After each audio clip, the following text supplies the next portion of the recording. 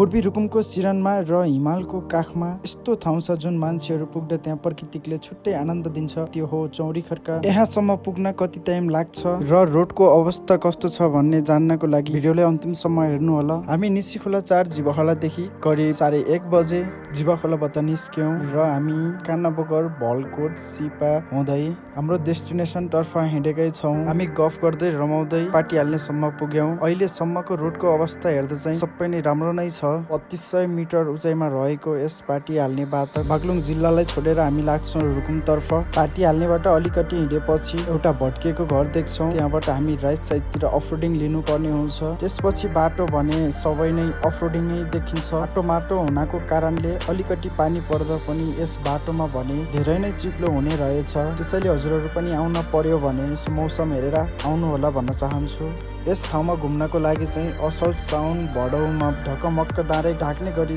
फुलेका फुलहरू देख्न सकिन्छ। बाटो अफरोडिङको कारणले हामीलाई यहाँ कोटासम्म पुग्नको लागि भने 2 घण्टा लाग्यो। यस कोटा भने 3640 मिटरको उचाइमा रहेको छ। यस कोटाबाट बल्ल हाम्रो ट्रेकिङ सुरु हुन्छ। हामी कोटा पुगेर हाम्रो भारीहरू रेडी गर्छौं ट्रेकिङको लागि। अनि कोटाबाट बब्बल भ्यू अवलोकन गरेर हामी लाग्छौं हाम्रो ट्रेकिङ तर्फ। माथि चुङ्ग्रीमा भने पानीको व्यवस्था र दाउराहरूको व्यवस्था नभएकाले हामीले चाहिँ यहीँदेखि बोकेर हिँडेका छौँ। कोटाबाट चुङ्ग्री पुग्न भने करिब 3 घण्टा लाग्दो रहेछ। यस ठाउँमा भने कति बेला मौसम खुल्छ भन्ने थाहा चाहिँ हुँदैन। हामीले भने जोस् राम्रो भ्यू हेर्दै हाम्रो गन्तव्यतर्फ हिँडेका छौँ। हामीलाई भने समयको धेरै अभाव थियो, त्यसैले हामी चाहिँ हाम्रो गन्तव्यतर्फ हिँड्दैछौँ कन्टिन्यू। हिँड्दै धेरै रात परिसकेको थियो। हामी चुङ्ग्री पुग्दा चाहिँ करिब रातिको 8:30 बजी हाम्रो डेस्टिनेसनमा पुगेका थियौँ। हामी चुङ्ग्री पुग्यौँ र आगो फुक्यौँ र हामीले खानाको लागि मासुहरू मिनेट गरेर लागेका थियौँ। चाउचुरो लिएर गएको थियौँ। करिब रातिको 11 बजिसकेको थियो हामीले खाना खाने बेला। यहाँ माथि चुङ्ग्री बस्न आउनको लागि चाहिँ टेन्टहरू लिएर आउनु होला भन्न चाहन्छु, किनभने यस चुङ्ग्री भने 4000 उचाइमा रहेको छ। त्यसैले यहाँ पानीहरूको व्यवस्थापन गरिएको छैन। हामी चाहिँ भने बिहानै 5:30 बजे उठ्यौँ र बब्बाल भ्यूको साथमा रमायौँ। यसमा भने बडी हाइटमा भएको भएर यहाँ टेम्परेचर पनि कम हुन्छ, त्यसैले मेडिसिनहरू पनि लिएर आउनु होला भन्न चाहन्छु।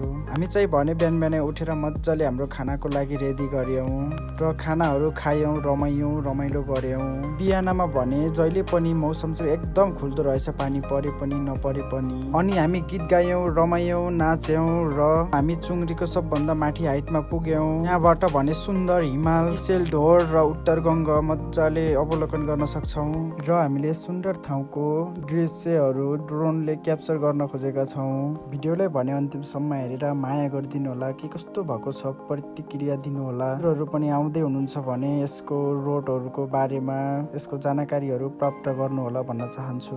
हजुरहरू पनि आउँदै हुनुहुन्छ भने टेन्टहरू लिएर आउनु होला भन्न चाहन्छु, किनभने माथि चुङ्ग्रीमा भने 3वटा गोठ मात्र छ। त्यो पनि त्यहाँ भने भेडा गोठालेहरू चाहिँ बसिराख्नु भएको हुन्छ। त्यसैले हामी चाहिँ भने पाल बोकेर गएको थियौँ। धन्न हाम्रो भाग्यले भने एउटा गोठ खाली नै भेटियो। अनि त्यसैले हामीले चाहिँ त्यहाँ क्याम्पिङ गर्यो भने तपाईहरू आउने बेला गोठ चाहिँ खाली नहुन सक्छ। त्यसैले चाहिँ आफ्नो सुरक्षा आफै गरेर आउनु होला भन्न चाहन्छु। अब भने एकछिन मजाले ड्रोन सट भिडियोले यो बब्बाल भ्यूहरू हेरेर चाहिँ मजा लिनु होला भन्न चाहन्छु। यहाँ भने यता पूर्व रुकुमको साथीहरू भने चाहिँ एकदम रमाइराख्नु भएको थियो, नाचिराख्नु भएको थियो। हामीले चाहिँ भने सानो भिडियोले उहाँहरूको पनि हजुरहरू पनि आउनु होला, यस्तै गरी रमाउनु होला भन्न चाहन्छु। अब केही भिडियो भने ड्रोन सट बात है त।